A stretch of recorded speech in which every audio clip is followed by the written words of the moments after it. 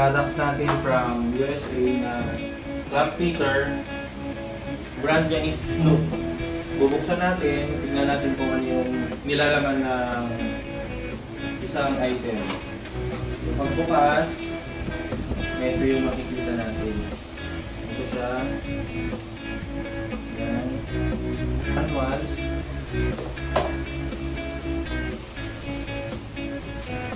Manual siya. Tsaka sinasabayan na lang namin ng dalawang barangay. Kasi bawal ito sa aeroplano. Ayan. Yan lang. Hindi naman.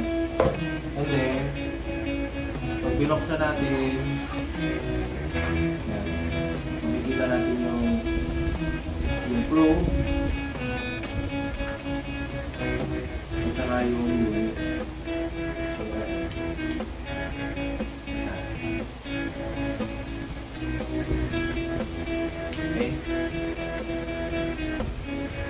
Supply natin sa mga electrico.